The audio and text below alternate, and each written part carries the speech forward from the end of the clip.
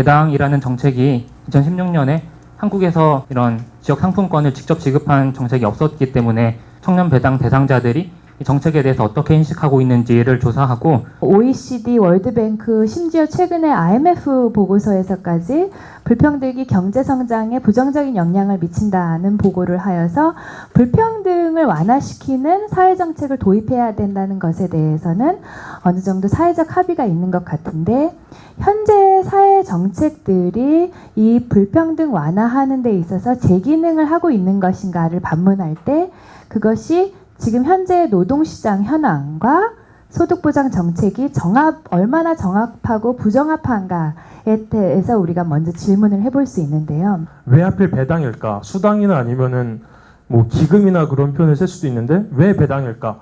라는 생각을 해봤을 때 제가 내린 결론은 배당이라는 그 몫을 원래 받아야 될 사람에게 돌려준다는 그런 뜻이고 수당이나 자선은 그 단어 자체에서 위아래가 결정되어 있다고 생각을 해요.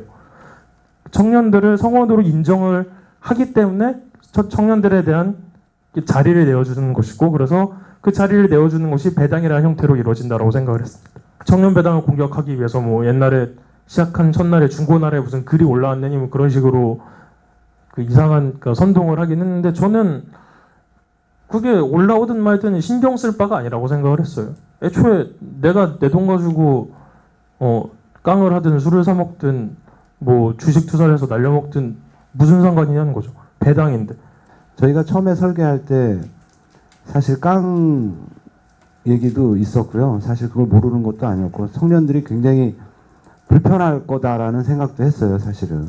그래서 저희가 전자카드를 만들어서 그걸 이제 가맹점에 가서 이렇게 청년들이 쓸 수 있는 그런 업종들만 모아가지고 그렇게 하는 방안도 생각을 했었어요.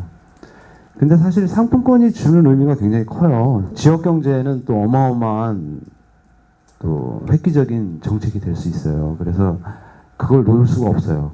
청년단체 운영자로 저는 그 심사위원으로 추천돼서 청년수당의 심사에 참여했었습니다.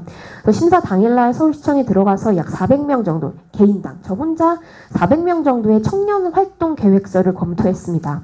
예를 들면 새누리당이 공격을 이렇게 했잖아요. 그걸로 소주 마시러 다닌다, 놀러 다닌다. 내년 사업에는 서울시 공무원들 말로는 참여자의 카드 사용 및 영수증 제출, 증빙 추가를 고려하고 있다고 합니다. 그 술에 대해서 한마디 하고 싶은 아니 청년들이 술을 좀 마시면 어떻습니까? 솔직히 술을 마시면서 정치 얘기도 할 수 있고 삶의와 존재의 의미에 대해서 논할 수도 있는 것이라고 생각하는데 청년들이 술 마신다고 꼭 범죄로 이어진다는 그런 연구 결과도 없는데 왜 계속해서 술 마실까봐 그런다는 그 논리 하나로 그렇게 영수증까지 요청을 하는지 청년 시절 때 정말 술을 안 드셔보신 건지 궁금하더라고요. 이 성희름님이 청년수당 지급을 받았는데요. 좀 신청하는 과정에 대해서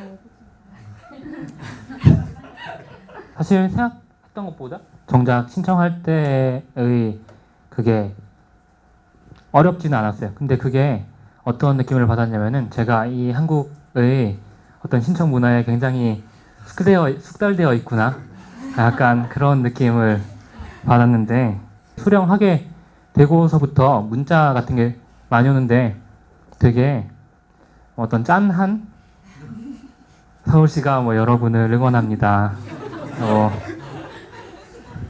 청년 여러분 뭐 많이 뭐 하시죠. 저희가 많이 부족했습니다. 고맙습니다. 또 고맙습니다. 뭐 이런 문자들이 막 연달아서 막 3개 날라오고 좀 있다가 30분 있다가 보충이라고 해서 한 번 더 날라오고 그러는데 그러니까 이게 어떤 되게 미묘한 느낌을 느끼게 되는데 저는 여기에서 제가 수당을 받는 거에 대해서 그런 짠함? 뭐 그런 것을 제출하거나 받고 싶지는 않았었거든요. 저는 청년수당을 애초에 그 프랑스 사례를 떼왔던 것처럼 저소득층 청년의 고용 촉진 정책 성격이 강하다고 생각합니다. 근데 지금 이걸 서울시가 활동이라는 애매한 걸 집어넣기 시작하면서 마치 이것이 아마 작년 토론회 때도 있었는데요. 기본소득의 어떤 단계인 것처럼 설명하는 사람도 있었습니다. 그러면서 계속해서 혼선이 있었던 거예요. 이 결말을 보면 어쨌든 청년배당과 청년수당은 청년을 대상으로 한다는 점 빼고는 정치 철학적으로 전혀 다른 지평 위에 서 있습니다. 그러나 저는 아직까지 한국 사회에서는 청년수당이라는 것 정책 자체는 유효한 정책, 아직까지는 유효하다고는 생각합니다. 청년배당과 관련돼서는 사회복지에 계시는 분들 대체로 어떤 평가를 하고 있는지 또는 뭐 그런 게 좀 궁금하더라고요. 입장은 다른 것을 그러니까는 트레이드오프를 해서 다른 것을 줄이고 서비스라든가 보험이라든가 사회보험이라든가 뭐 연금으로 인한 혜택이라든가 이것을 줄이고 기본소득을 도입할 필요가 없거든요. 사실은 한국 같은 경우에는 OECD에서 지금 복지 지출이 최하위권이기 때문에 예를 들어서 청년 기본소득을 다 도입한다고 해도 뭐 11% 정도밖에 안 될 거예요. 우리가 청년을 이제 연령층을 주 대상으로 해서 먼저 이제 기본소득에 이렇게 그 과정에서 시작을 해야 된다라는 우리가 이제 반대론자들 또는 우리가 설득할 대상자들, 특히 이게 정치적 문제로 상당히 민감하기 때문에 그 반대편에 있는 사람들을 설득하기 위한 어떤 당위성이라든지 설득할 수 있는 방안, 특히 무엇보다도 이번에 국감도 보니까 아동수당에 대해서 그렇게 얘기가 많이 나오는데 아동을 대상으로 하는 것 또는 아동수당이나 그런 모델들보다는 청년을 더 집중해서 해야 되는 그런 당위성 또는 설득할 수 있는 방법들에는 어떤 것이 있을지. 왜 꼭 청년이냐 말씀하시는 거고, 말씀하신 것처럼 지금 아동수당도 모든 정당에서 다 검토를 하고 있는 걸로 알고 있습니다. 청년이 대상이 되는 현재 사회복지 정책들이 상당히 부재가 되어 있는 측면이 많고, 있어도 그것이 얼마나 효과적인지에 대해서 반문해야 할 시점에서 계속해서 여기에 예산이 늘어가고 있어요. 아까 말씀드린 그 고용노동부의 치성패라든가 이런 정책이.